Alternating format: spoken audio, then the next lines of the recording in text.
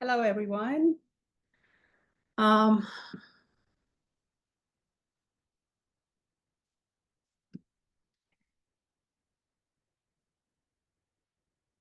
just as we're waiting for everybody, I'm going to start sharing my screen in a minute.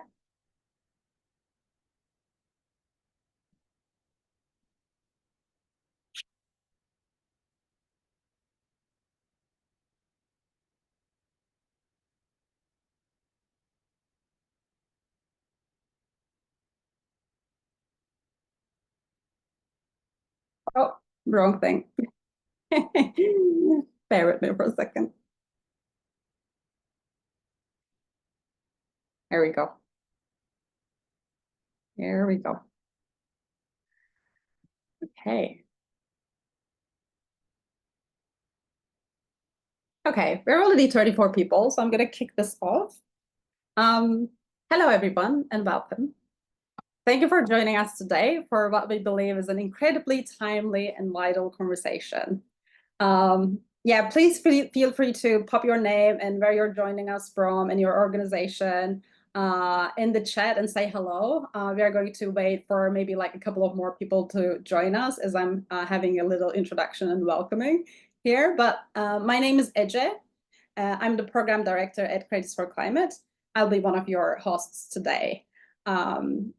And we are here because we all recognize something. We are no longer we recognize something that we are no longer in an era where business as usual is good enough. So that's why we're here. And in time of urgent transformation, creativity is more than just a tool.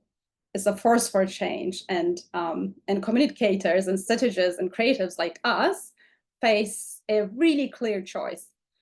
We can either reinforce for statico, or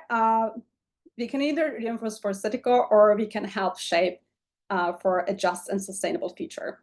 So the front runners in our industry are already understanding that the true climate impact of our work isn't just in operations, but is also in our behavior, in the behaviors that we shape and the emissions that we enable.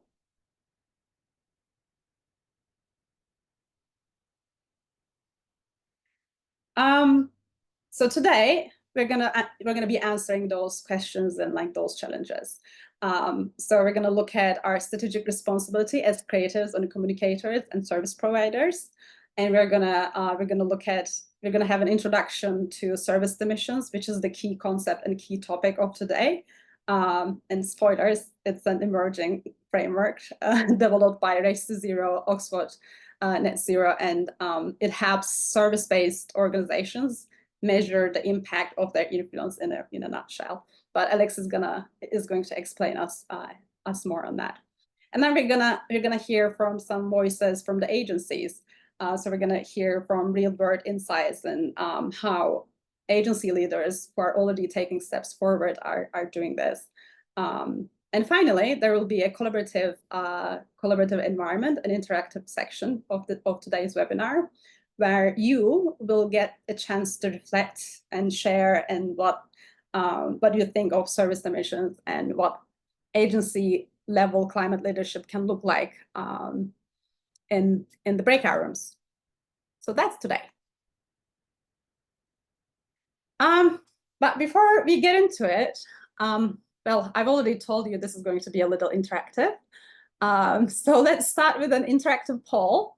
I'm going to do one that's similar later on into the session, but I'm really curious. How familiar everybody's feeling when it comes to the concept of service emissions. So I'm going to do a little poll. So maybe have a look at the GIFs if you see anything that resonates. Here we go. Okay, you should be seeing the poll on your screen. Just start responding. Have you never heard of it? Do you feel like the Cookie Monster?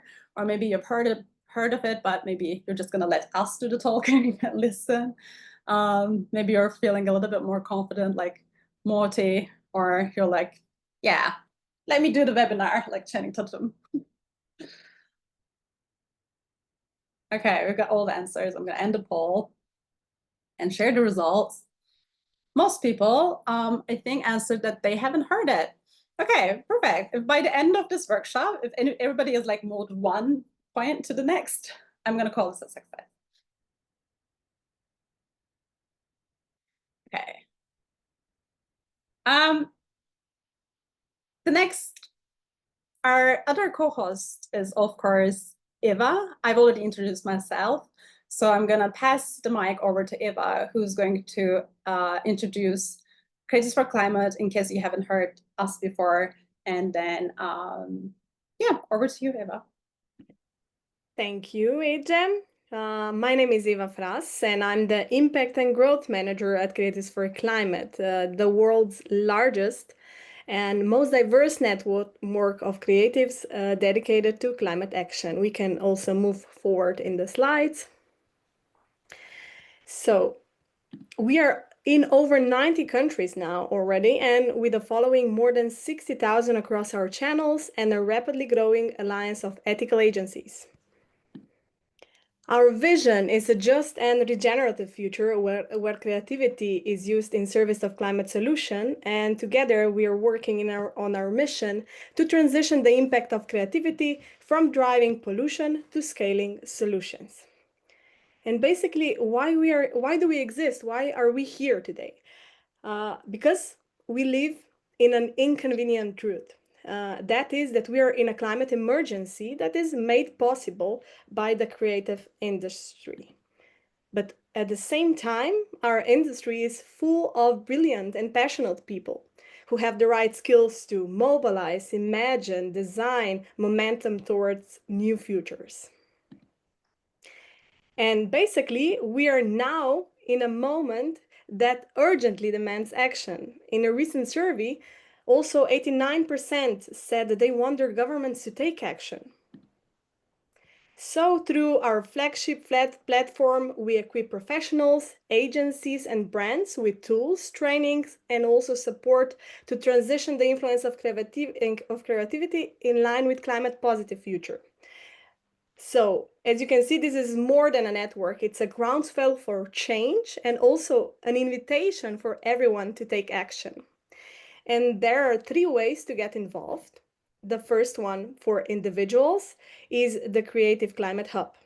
That is a platform that connects our movement and offers support to transition skill sets, services, and portfolios away from polluters.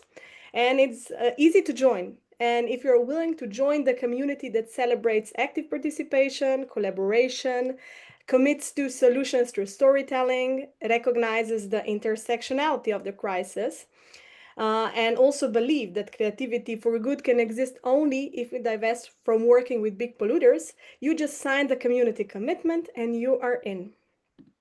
And then for agencies, we have the Ethical Agency Alliance, the growing movement of front-running agencies committing their creativity to climate solutions. These agencies are divesting from fossil fuels, upskilling in anti-greenwashing, and collaborating on new industry frameworks. And lastly, we also offer a free matchmaking service to connect mission-aligned brands and organizations with pre-vetted, fossil-free creative agencies that are trained in anti-greenwashing and also recognized leaders in creative excellence.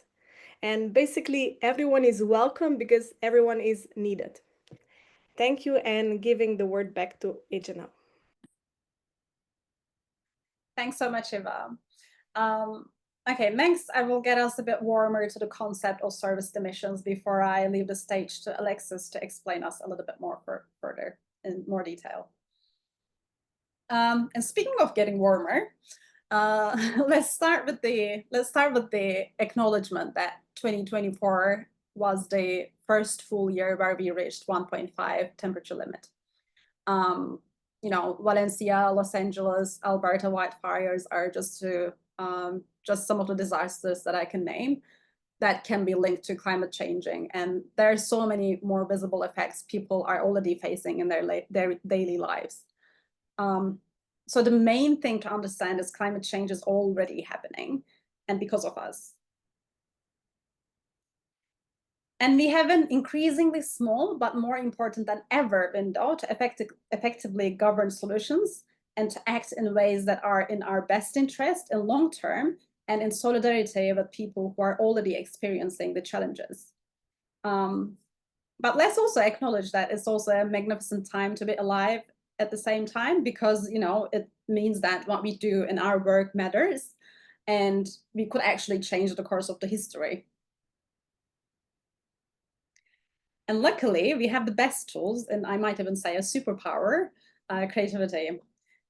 In a time of urgent transformation, as I said at the beginning of the session, creativity is actually more than just a tool. It's a force for change. It shapes what we desire, what we value, what we normalize.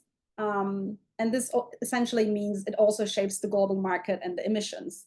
So that means our work and the briefs that we accept and the messages that we amplify, they all have climate consequences.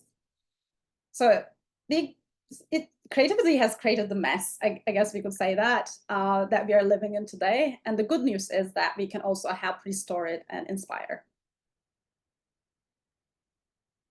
As Jonathan White puts it in our anti-greenwash guide, the law will impact some of the worst practices and it will underline the rules of the road, but it won't be enforced perfectly, and it won't drive innovative communication practices that can proactively shape the future we want. So while new laws are playing an important role in eliminating the worst cases, they will never be able to fully tackle greenwashing or the negative impacts or effects of the communication industry. So the question we ask ourselves is like, how might we then shift the creative industry towards using the power of creativity to innovate for the sky rather than just complying for the floor? Yeah, creative industry is incredibly important because, as I mentioned, it holds the key to getting information in society correct.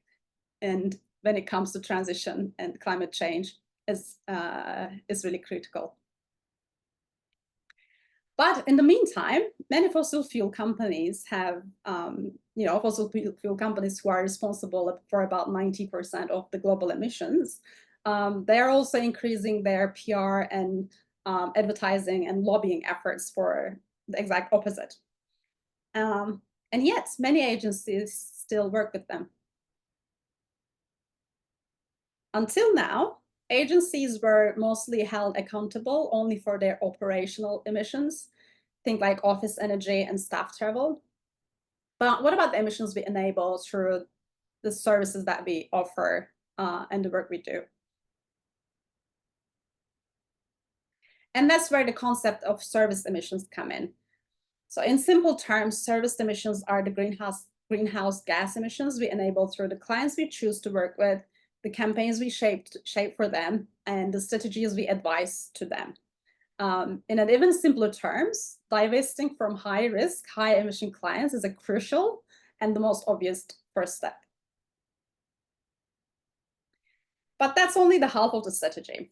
The other half includes seizing the growing opportunity in green low risk clients who align with the net zero transition.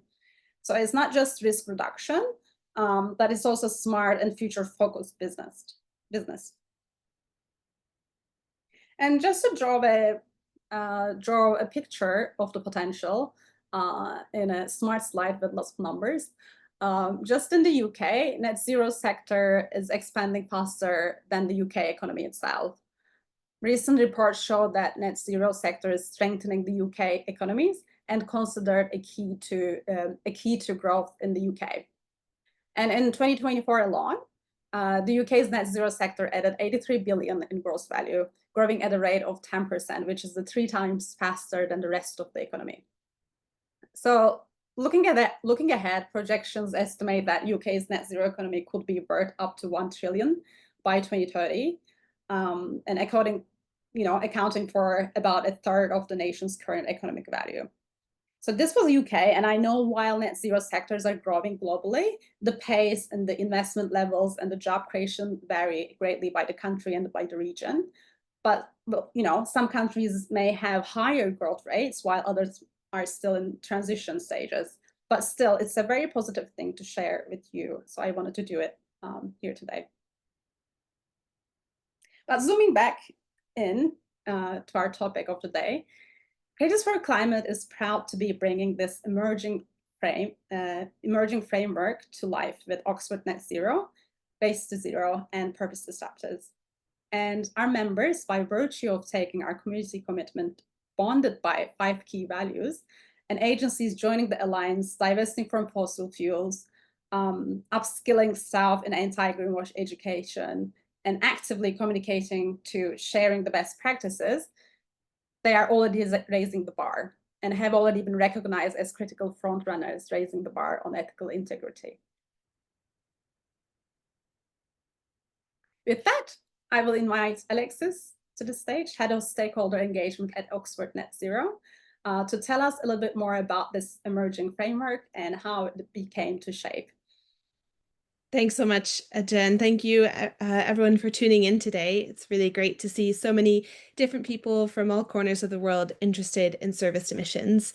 As Jen mentioned, I'm Alexis McGivern, and I sit within an academic research group at the University of Oxford called Oxford Net Zero.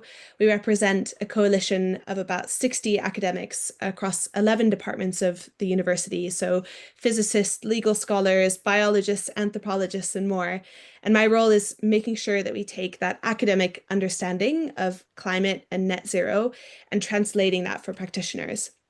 And one area in particular that we focus on is on net zero standards and making sure that when a corporate makes a commitment, a climate commitment, to reducing its emissions by 2050, which is the deadline enshrined in the Paris Agreement, that they're held to a series of best practice in order to make that happen. And a loophole that we found with our friends at the Race to Zero was that professional services providers fall in this gray area. We had mostly focused on their operational emissions, so things like the electricity that they were using in the office or work travel, but actually not really focusing on the work that they were enabling through the clients they worked with. And so we developed a working group to work on this concept of what we call service emissions. And the key question that was driving us was, how can professional services providers facilitate rather than hold back our transition to net zero? And as it stands, a firm could be rubber stamped by net zero standards as being aligned with global good net zero practice while still servicing some of the highest carbon clients in the world. And Edja spoke about transitioning away from high-risk clients. And what does it mean to be high risk? I guess to give 2 fairly recent examples, 2 years ago, there was a lawsuit in Oregon against ExxonMobil, a large fossil fuel company, for climate damages to the tune of $1.5 billion. And who was named as their co-defendant? Well, McKinsey. McKinsey was named as their co-defendant for providing strategic advice to ExxonMobil during the window that they were emitting so much into the atmosphere. Now, similarly, McKinsey has gotten into hot water before for its role in advising Purdue Pharma during the opioids crisis. And we're increasingly seeing this idea that professional services providers can't just hide behind this, veneer of confidentiality, but rather are being brought into litigation on the basis of the work that they have done for clients.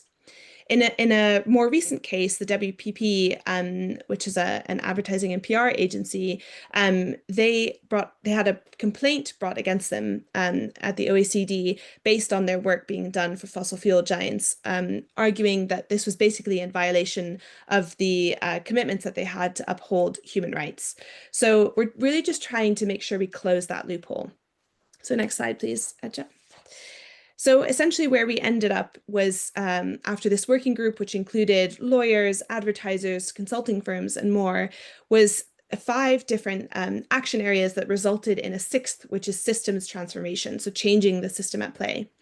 Now, the first is strategy and vision. So you guys are taking the first step towards that by attending this webinar, but basically making sure that you are considering this idea of service emissions in your strategic planning and especially your planning towards your net zero or climate transition commitments. That involves taking stock of who you're working with and what kind of work you're doing to understand just at a very broad level, even a very coarse level, what kind of work you're doing that is holding back the transition. The second is having some sort of governance and institutional capacity built. So that involves having someone in your firm who is designated as being responsible for shepherding you away from those high-risk clients and towards, as Edja mentioned, the more large growing opportunities for low risk and green clients. But just making sure that there's someone in the firm or a few people in the firm who are really taking responsibility for that governance. The third is client and project selection. So integrating climate as part of the due diligence and risk assessments that you do when taking on a client. So many firms already have this kind of due diligence in place when it comes to, for example, avoiding supply chains or companies with obvious child labor or links to oligarchs or links to arms manufacturers. We already have this idea of risk and due diligence, but we are not yet sufficiently integrating climate into that. So just thinking about climate as a lens for risk and due diligence when it comes to taking on new clients or new briefs. The fourth is on delivery and ongoing client relationships.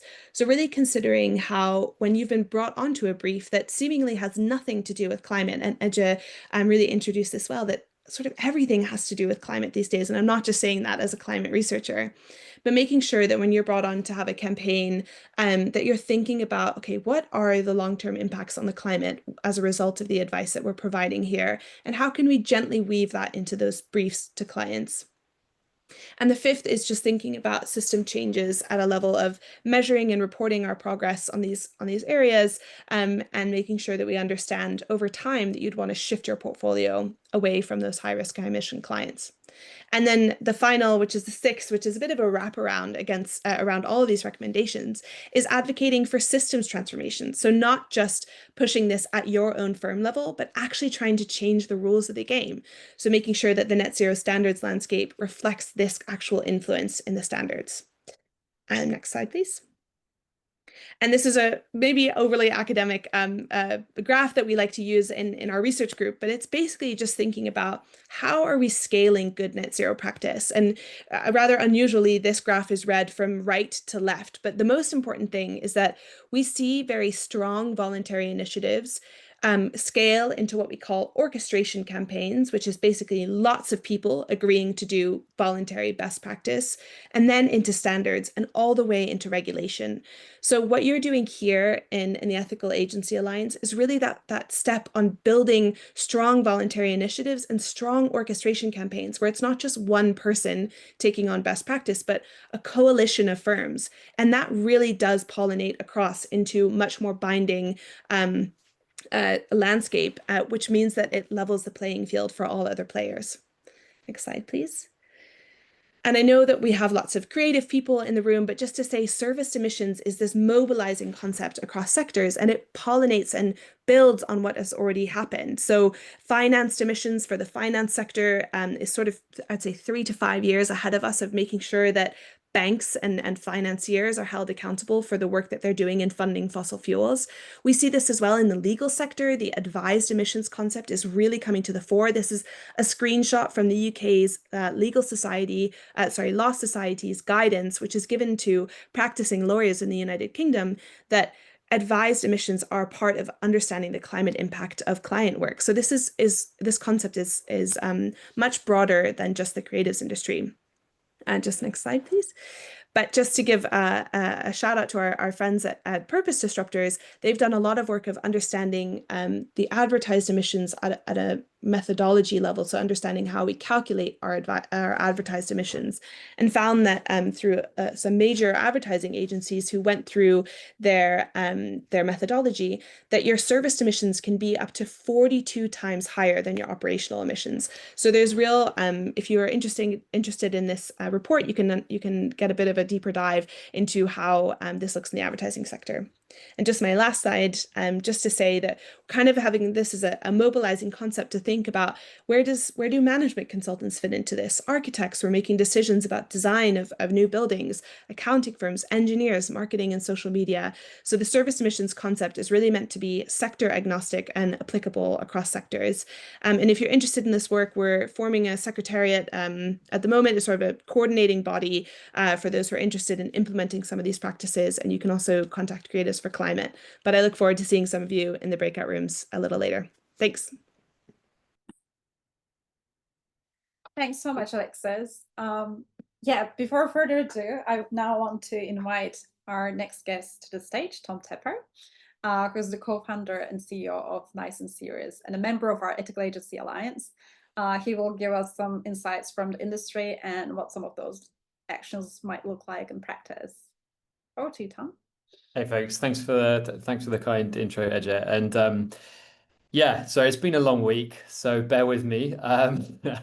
And I don't know about you guys out there, it's a bit of a tough world at the moment in the creative industries, and I imagine a lot of you are, working in small agencies like us, perhaps freelancers, grappling with the existential threat of AI and thinking, does my business even going to exist in a few years? And yet we're also layering on this consideration about your impact on the climate as well. But at the same time, such hope to see so many of you join this call and so much interest in this space. As a quick intro, for those of you who don't know, we're quite a small agency, but I'm one of the co-founders and CEO of Nice and Serious. Our mission is to make creative work the world needs. We've been going for 17 years now.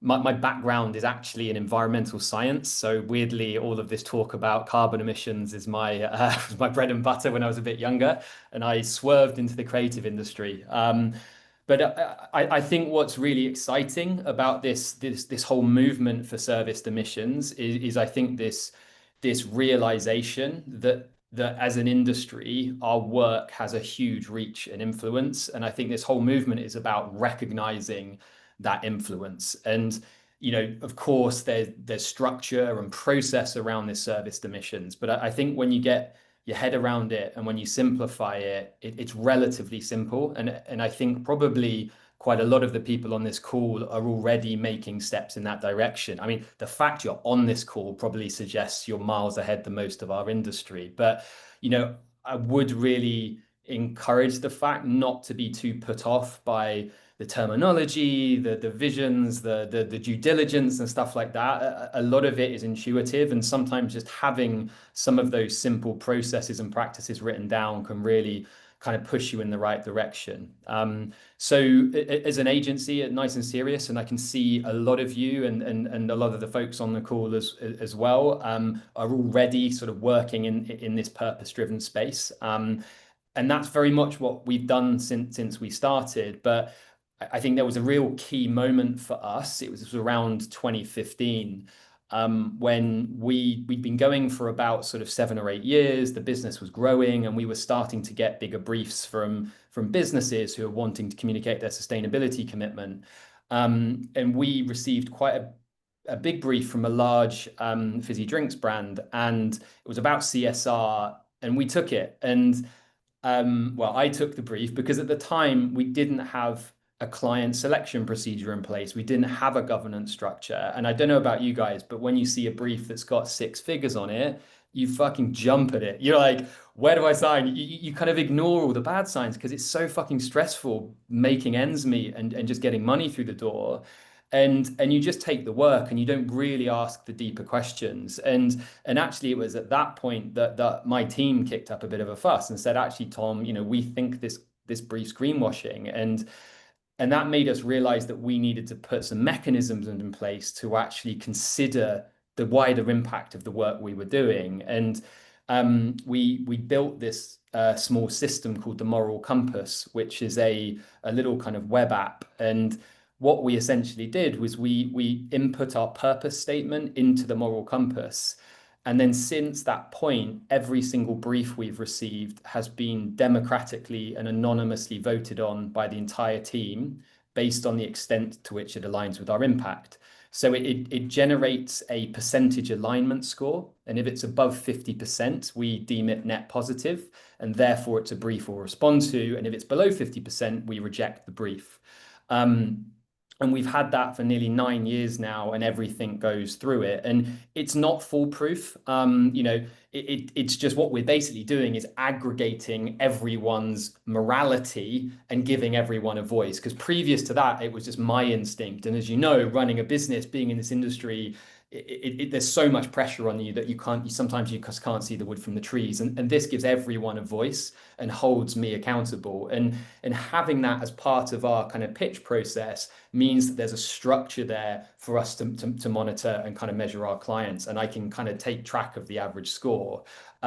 We did make it public. So if you go to moralcompass.app, anyone can set up an account. It's free. It's not a commercial thing we've done or anything. If that would be helpful, and you can put your purpose statements or your mission statement into it and use it if you like. So yes, so that's one thing that we've done. But I think it just goes to show that, I think a lot of the focus in this space at the moment, in the service to mission space, is brilliant for moving the industry forward. But as that statement said, there's a hell of a lot of focus at the moment about not working with oil companies. I mean, can't even believe that's a debate right now, right? Like, I think for this smallest kind of group of people in the Ethical Agency Alliance and Creatives for Climate, I think we need to be asking, how can we be doing more good rather than how can we be doing less bad? I mean, I'd be surprised if anyone on this call would go near a brief from an oil company. In fact, this is brilliant. I actually received a brief from Aramco this morning, which is one of the largest oil companies in the world. So I'm going to enjoy taking time with my response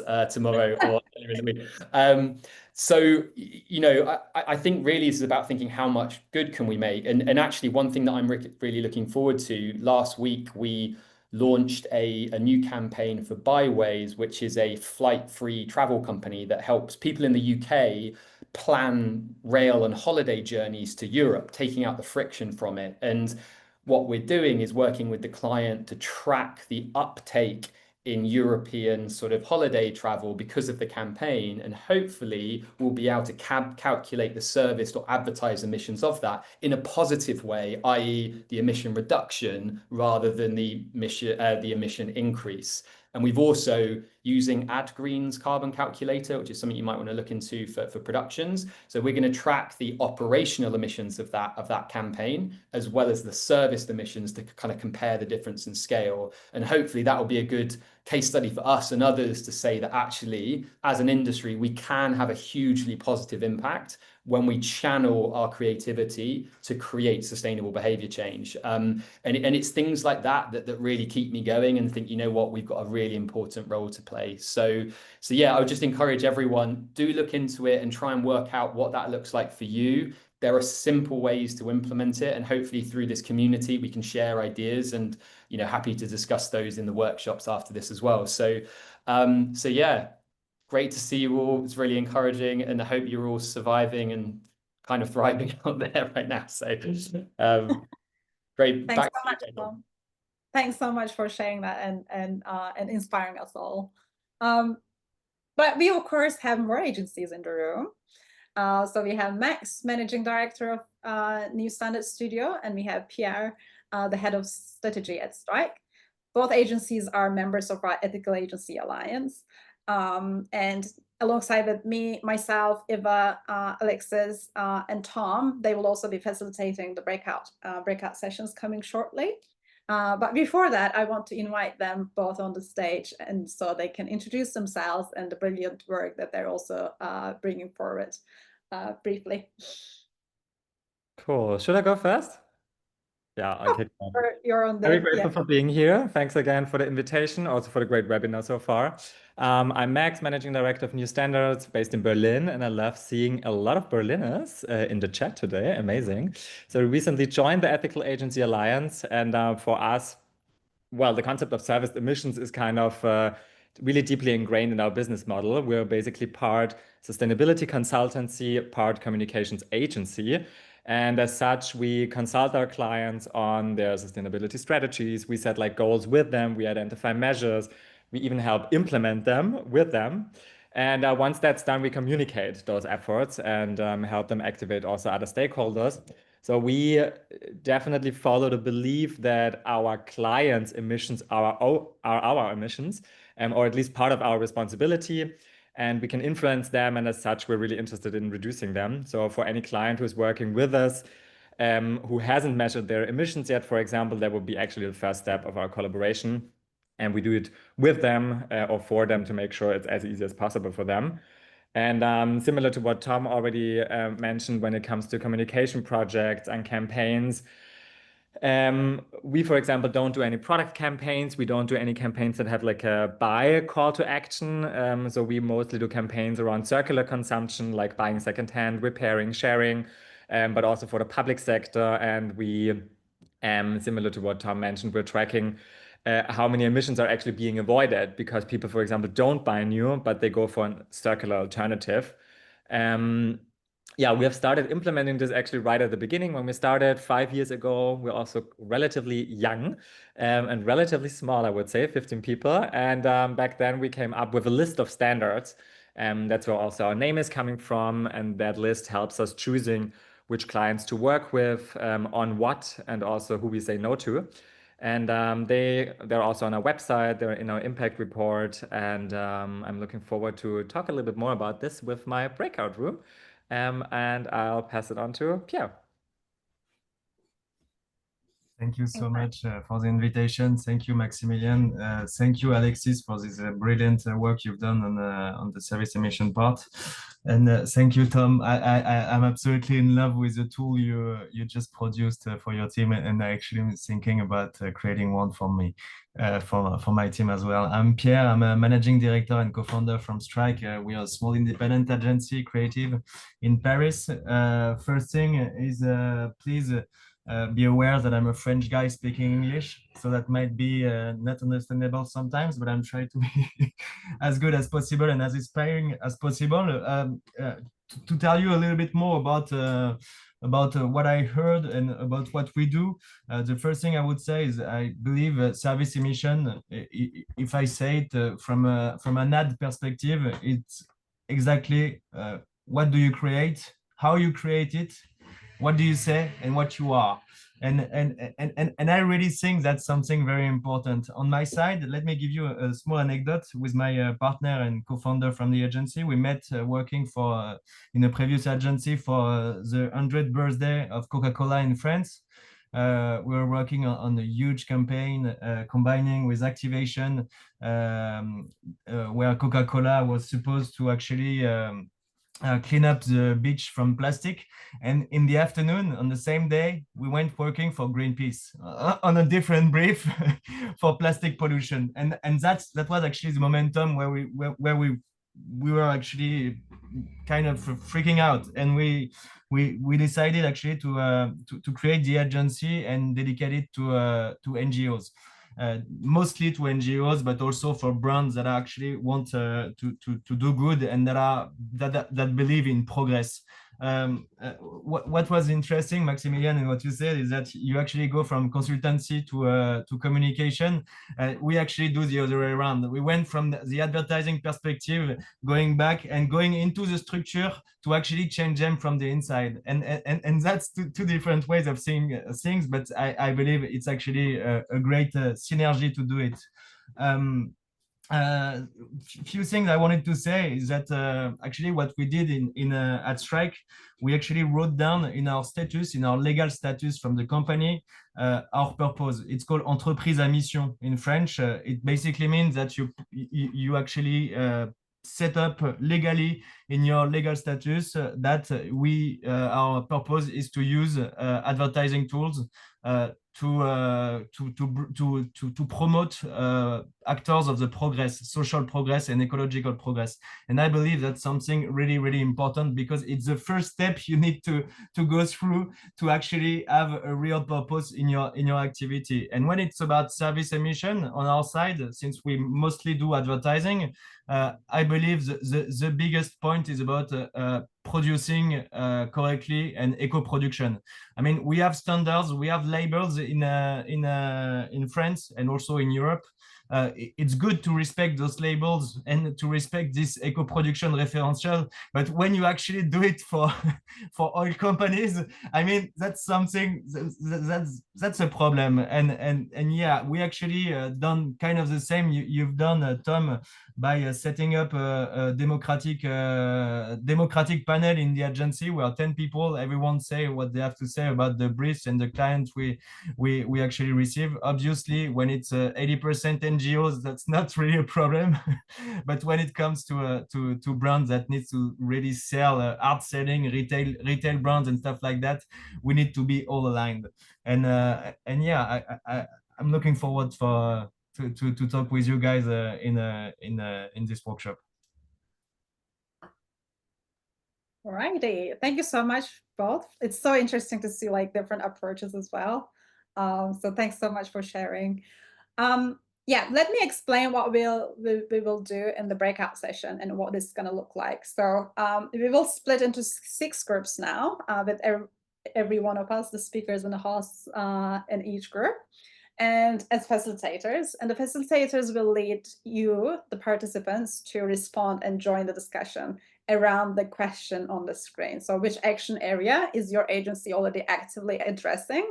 I think we already covered that we are, just by being on this call, we're already taking action in some of the areas like system change, or sorry, strategy and vision. If you're already taking action, how are you approaching it? Like Maximilian and Pierre explained. But if not, that's totally fine, because this is a relatively new and emerging framework. If not yet, where could we start? What's the easiest next step that we can do? So that will be our prompt.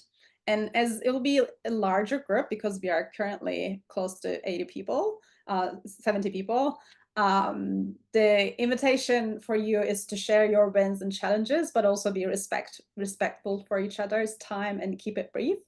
So yeah, I'm gonna set up a room for 12 minutes for a discussion. And then we will be back on here, and our facilitators are going to give us a 1-minute reflection in the reflection session. I'm going to allow you to take a screenshot of the question if you want to before you go into the breakout sessions. But I'm also going to pop it in the chat, so if you want to check it. And here's also the 6 key action areas. If you want to keep it on the screen, also maybe take a screenshot of this while I'm creating the breakout rooms. Thank you, AJ. We will also share this in the breakout rooms, and we're excited to hear you talk. What do you do? Where are your challenges also? What do you understand and what you don't? Because as we said, it's a completely new topic, and we know that there will be some difficulties maybe in understanding what this is. So we are here also to support you with understanding what we mean by each action area. Yeah, almost ready. Assigning our speakers. Okay.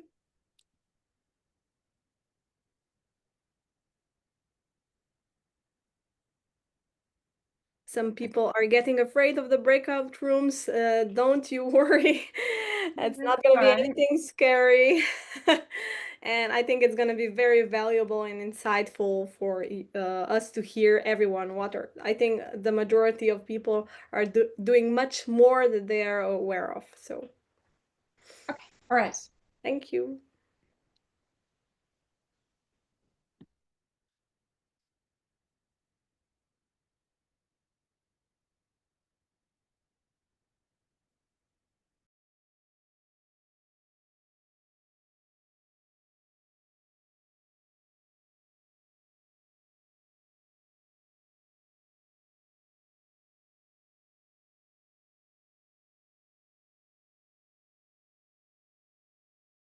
Be a way to also help. Share something. Oh. Hello.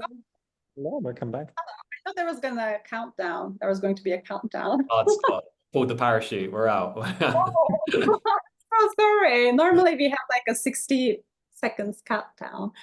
I am so sorry. If anybody wants to like wrap up their final sentence, please do so. Otherwise, I'm going to invite our speakers to the stage and give us a 1-minute recap of their discussion. I can start first from my group. It was a good mix of freelancers and agencies in the room. I think it was, with the people who had the chance to speak, I think it was maybe half of them.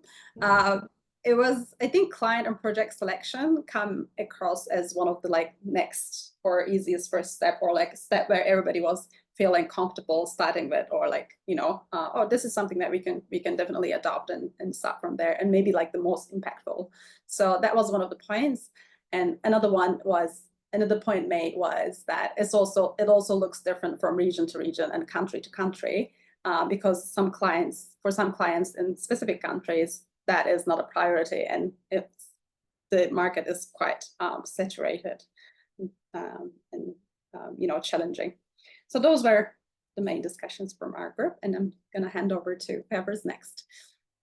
Yeah, I can come in. We had a small room, so we had lots of time between us, but essentially there's a couple of themes that came out. First of all, that it's a very new concept, and helpful to remove, good to explain it at the base level and remove ourselves from lots of the climate-y jargon around it. But the second theme that came out quite strongly was having the tools to be able to do this assessment of whether or not a company is high emissions or low emissions.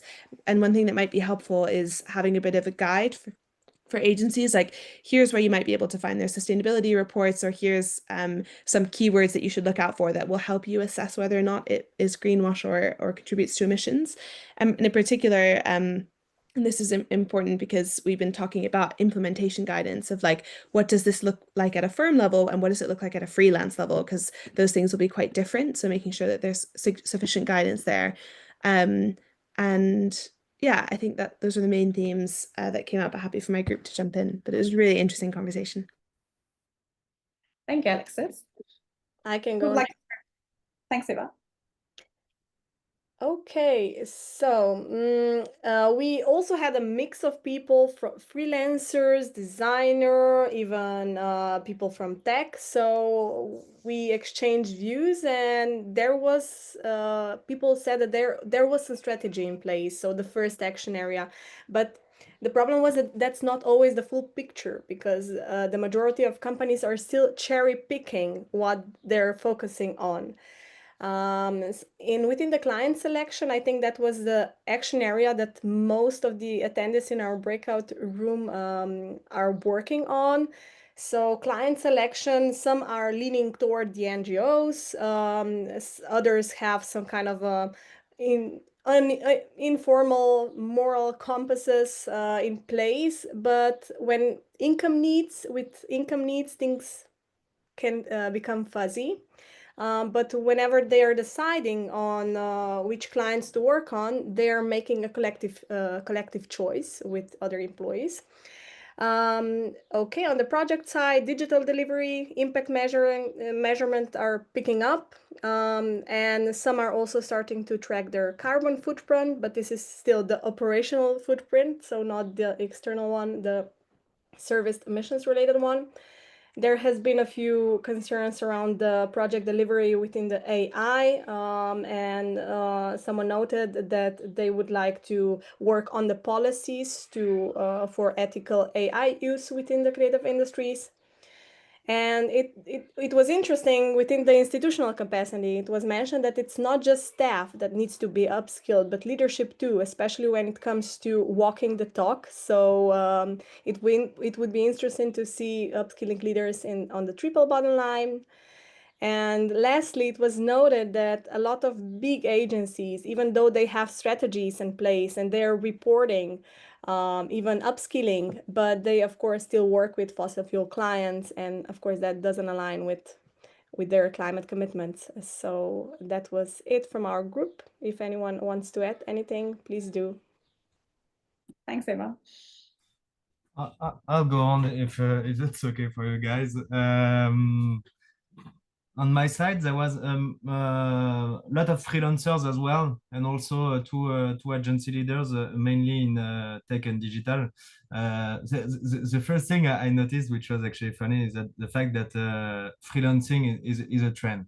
freelancing is a trend and people leave big agencies because they actually disagree with what's happening, and that's good. That's something good. The second thing we discussed a lot was actually about AI. There was two producers in the room, and the thing we've been discussing is that there is a lack of knowledge in terms of impact for AI, and yeah, nobody can say today if creating a whole TV ad for any brand in AI is more climate pollution than going into South Africa to run a car ad. I mean that's something crazy. We have absolutely no measurement in terms of impact of artificial intelligence. Then also the last thing was about digital. Many people do their own framework. I have the feeling the two agency leaders I was talking about, they were actually asking themselves, do we have referentials in the market? And the answer was mostly no. I'm not totally familiar with the technical part in digital, but apparently there is no framework and no referential that I mean labels and stuff like that they can that can help them, and yeah, mostly they created their own framework, making it open source and publishing it on Substack, which is actually something great. Okay, thanks so much for sharing those, Pierre. Okay, we have two more groups. Tom. So we were a wonderful group of like freelancers, self-employed, activists, and we came to the point that even if we're not all agency owners, we all have agency, and we can change something. And we were also kind of aligned, very aware of who we work for, NGOs or businesses with a positive impact. But we did also realize that the last year and also start of this year has been quite rocky in terms of a business. So doing only work for the good ones is sometimes a little bit of a financial risk. And one thing I think I haven't heard so far from the other groups is that we were talking about as well about awards and how awards, like now Cannes is coming up, how they basically also reinforce certain patterns and not actually setting the right incentives by letting big brands win. And that's like, if this is keeping, or like if this is staying our measure of success, for example, in the creative industry, then yeah, we put the wrong carrot in front of the rabbit. Do you say it like that? I don't know. Well, kind of, I guess. So that's from us. Okay. Yeah, got it. Thank you so much, Max. Tom? Great start. Love that, by the way. Yeah, really interesting group, a mix of freelancers, people that run small agencies, everything from service design, digital design, and also someone from the B Corp, B Lab Global as well. So really interesting conversation. I think a lot of people just as freelancers, sort of, some people have been in the sector for a while, but don't really have an established way of measuring their impact. Others are really just getting their heads around this idea and understanding it. One of the small agencies on the digital front only says yes to projects that are having a positive environmental impact. So rather than focusing on not working with certain sectors, more proactively going out for the environmental sectors, which is great to see. And a really interesting conversation with B Corp. I'm sure some of you are either working with B Corps or part of them. But with B Corp's updated standards, part of the new standards actually restricts B Corps from working in certain problematic sectors, or there's a very, I think it's less than 1% of your work to enable companies to transition, which I think is a real kind of incentive for businesses who want that standard to divest from high-risk clients as well. But then we got onto a broader question about the kind of gray area clients. So it's quite easy to say no to oil, but there is all these other sectors, whether it's finance that are enabling oil, or whether it's, you know, transport, mobility, flight. There's all these other areas that I think are going to be quite interesting to navigate, and they ask deeper questions about the world we want to create. So a mixture of people, really good conversations, but I think it's definitely, I think there's, you know, from a freelance perspective, looking at those 6 areas and governance and due diligence, that probably feels like overkill, but I feel like people are asking the right questions as freelancers about who do I want to work with, what do I want to represent, and And then, of course, a bit of a meander into AI and what that means too, as is always the case at the moment. So yeah, really good conversations.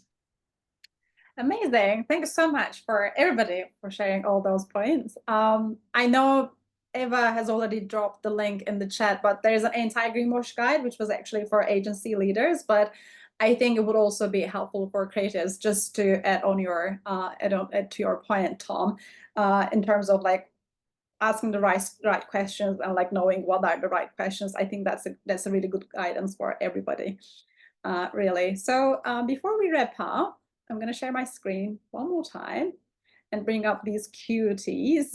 So we're going to do another poll. I did promise you that there will be more polls.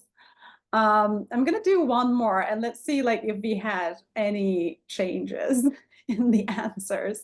So you're going to see it on your screen. Let's see if you, I don't expect everyone to be a Channing Tatum, by the way. Nobody's going to be able to be that in just 20 minutes.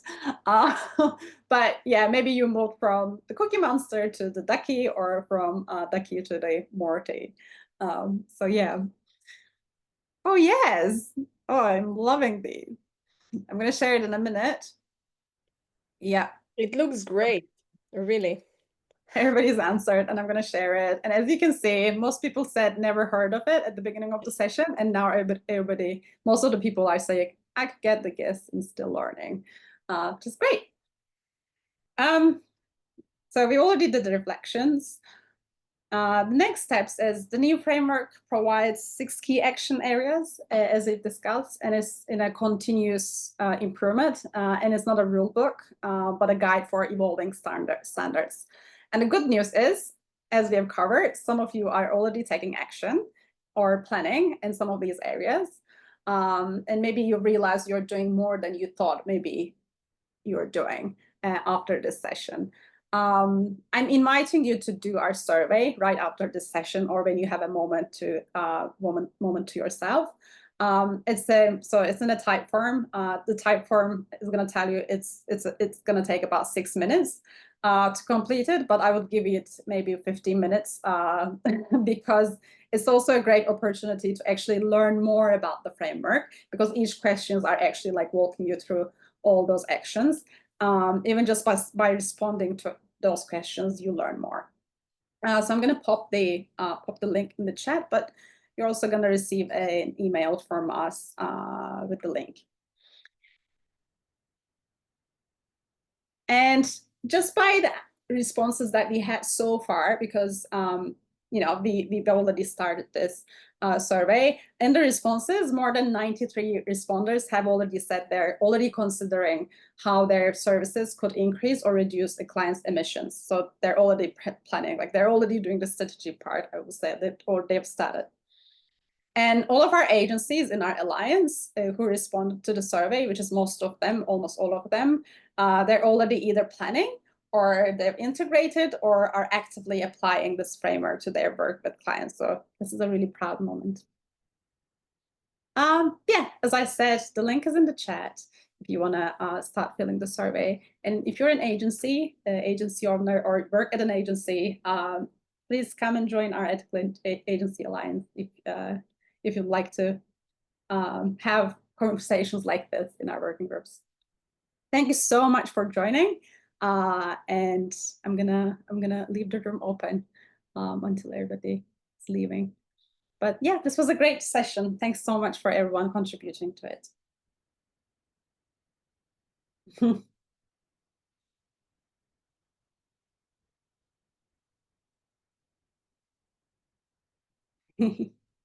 An alliance for freelancers. We don't have an alliance for freelancers, but we have something better, the community for freelancers and creative individuals, the Creative Climate Hub. I will post the link, and you are of course invited to join. It's free. You sign the community commitment and you're in, but you can always also upgrade to access more.